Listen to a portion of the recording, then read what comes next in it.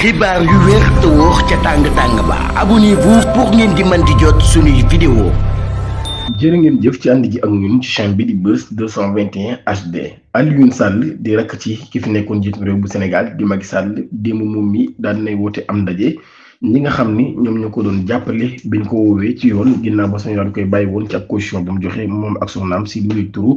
Aïssata Sall. moom Alioune Sall nag daal nay daje ak ñoom daal di saafante ak ñoom amal ak ñoom ay waxtaan waaye tamit mi nga xam ne nag régime bi fi nekk ni leen bu leen yee gaynde goo xam ne guy nelaw la loolu nag di kàddu yoo xam ne Macky Sall waxoon na ko ci jamono bi muy nekk njiitum réew moom mi nekk démb àbb na kàddu yooyu daal koy waxaat daal gaynde guy nelaw bu ko kenn yee loolu yi di ay kàddu yoo xam ne Alioune Sall moom la daal di xamle ci ginnaaw loolu sax moom mi nag mi ngi tooñ ki nga xam ne moo di son excellence Bassirou Diomaye Diakhar Faye di ko xamal nag daal moom mi yow laa gën a ñeme sax ci ki nga xam ne moo di Ousmane Sonko moom Alioune Sall nag waxtaan ak ñoom daal di saafante ak ñoom ci loolu yi mu daal di xam ne nag manifestation bi nga xam ni njabootu Lat Diop gi daal nañ koy organiser ngir nag daal di jàppale Lat Diop ca Guédiawaye moom mi nga xam ne nag buñ ko autorisé ci boobu la manifestation kenn du ko fa jiitu dina dem teewee ko moom mi nga xam ni moo nekkoon maire bu Guédiawaye di Alioune Sall ndax daal mi nga xam ne nag ñoom Guédiawaye benn lan te Lat Diop xaritam la te Lat Diop nag amul loo xam ne rek defalu ko Guédiawaye loolu kon moo tax moom Sall mi muy xam ne ni dina nag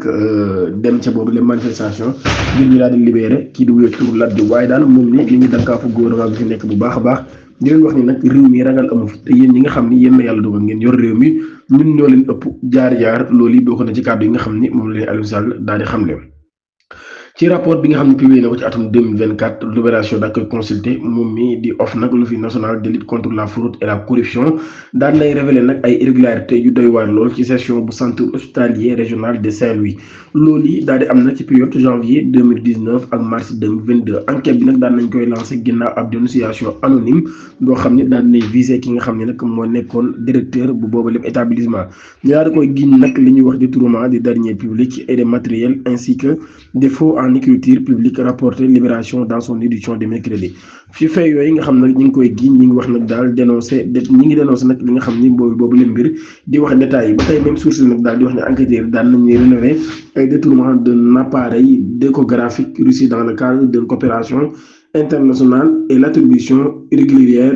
d'un marché d'entretien des véhicules à un mécanicien basé à Dakar sans qualification avérée ba tey loolu nag daal ñuy wax ni loolu daal lay encaissé nag ab chèque bu toll ci 2 130 000 de francs CFA atum 2020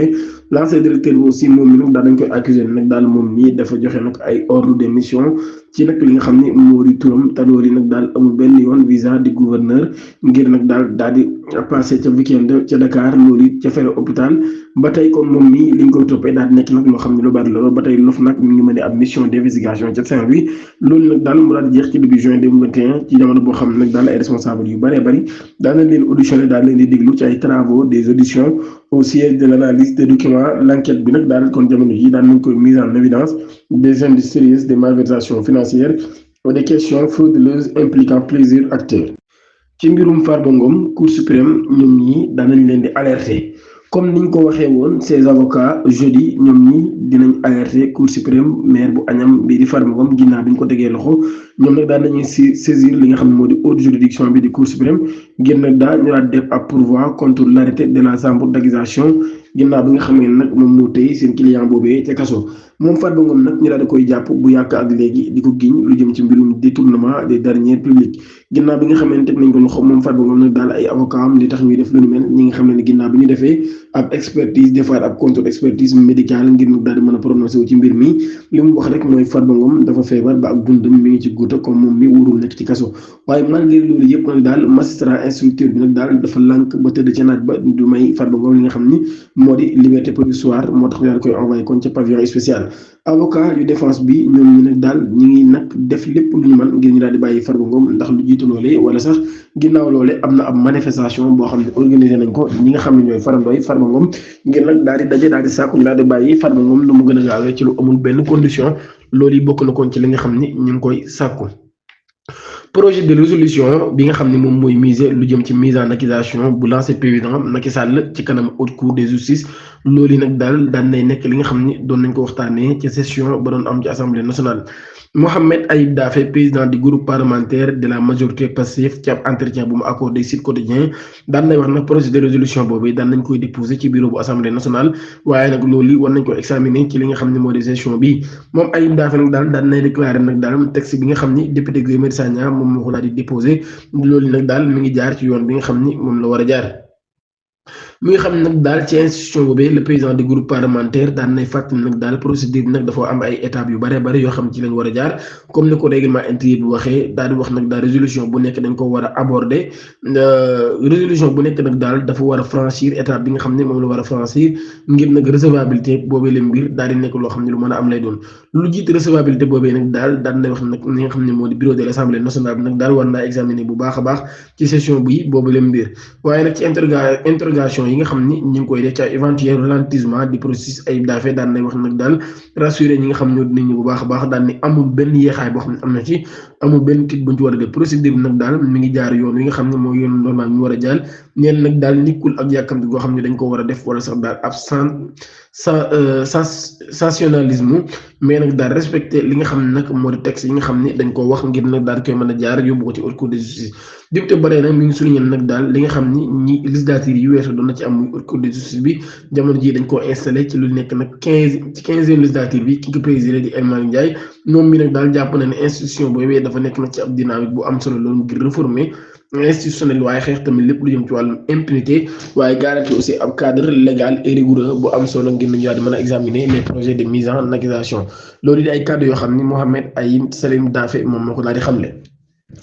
Jeudi 16 octobre bi Diomaye Faye dina tijji li nga xam ne moo di premier forum national du livre et de la lecture mu nekk ab rendez-vous bu am solo lool ngir nag daal di mën a xalaataat bu baax a baax ci lu jëm ci wàllum livre maanaam téere yi nga xam ne dañ koy xaatim ci société bi rawatina ci réewum Sénégal waaye nag daal dina daral livre blanc bi nga xam ne nag daal dañ koo def ci massacre de Thiaroye mu nekk ab symbole boo xam ne bu fort la loolu lu jëm ci wàllum préservation de la mémoire historique du pays ci conseil des ministres bi le chef de l'État daan nay souligner que le livre demeure un levier essentiel d'éducation de culture et de citoyenneté ba tey ji nag daal kon mi ngi sant bu baax a baax liggéey bi nga xam ni maanaam bindikat bi daal na koy def wala bindikat yi ak éditeur nag daal ngir nag ginnaaw ba ñu annoncé li ñuy wax la réhabilitation des bibliothèques et la relance des nouvelles éditions africaines du Sénégal loolu kon nekk loo xam jiitam réew mi daal na koy xamle assemblée nationale daal nañuy taxawal bureau bu yees ba démb lañ doon tëj li nga xam ne moo di session ba ci assemblée nationale daal di koy renouveler mercredi ñu gis nag majorité bi waa Pastef ñoom ñoo daal di nekkee ki nga xam ni moo di Ousmane Sonko daal nay dévoiler ab doctrine bu bees ci wàllum économie bu réew mi génn nag daal ñu daal di mën a am ab financement souverain ci réewum Sénégal maanaam financement boo xam ne kon doomi réew mi ñoom ñoo koy defal seen bopp ci conseil des ministres bi 15 octobre 2025 le premier ministre Ousmane Sonko bi daal nay présenté nouvelle doctrine bi ñu am muy financement des politiques publiques bi ñu jàpp nag daal daf ko considéré comme li nga xam ni mooy caabi bi nga xam ne nag moo war a tijji coppite gi war a am ci réew mi ci wàllum koom ba tey nag moom mi nag daal mi ngi wax ci succès bi nga xam ni appel public à l'épargne bi daan na koy am APE bi nga xam ni daan nay tax nag ñu daal di am 450 milliards de francs CFA loolu nag daal ñu wax ni daan nay weesu objectif bi nga xam ni amoon nañ ko waaye nag moom mi ngi kontaan lool ci confiance bi nga xam ni daan nañ koy am ci moom maanaam mi ngi sant kon ñi nga xam ni confiance bi nga xam ne am nañ ko ci Sénégal ba lebal leen boobu lépp xaalis waaye nag daal di wax ni Sénégal dafa war a retrouver ay citoyens de la diaspora et des investisseurs dans la session gouvernementale maanaam kon ci session gouvernementale bi dañ cee war a gis ay sénégalais yoo xam ne ñoo ngi ci diaspora bi ak ci session ak ay investisseurs ci li nga xam ne nag moo di session gouvernement bi orientation boobu nag di marqué ab tournant bu am solo lool ñeel ab économie boo xam autonome lay doon daal koy jaar nag ci ay ressources interne et une meilleure gouvernance à l'investissement public Ousmane Sonko daan nay annoncé l'institution de l'APE à l'hiérarchisation des projets structurants et la responsabilisation accrue des ministres dans une logique et discipline budgétaire ci beneen mbir ki nga xam ni moo di Akhenaton moom mi nag yoon daan nay teg jox ndigal ngir ñaar koy teg loxo ginnaaw mbirum Soya Diagne ba mu génnee yëkkati tuuma ju rëy loolu daal koy def ci kaw kilifa yi nga xam ne ñoo yor réew mi ba leen di giñ mbirum viol ci loolee kon Akhenaton daal da jubaloon kàddu yu mel noonu kon yoon nag mi ngi sàkku ñaar koy teg loxo ginnaaw bi nga xamee ni teg nañ loxo Soya Diagne ba pare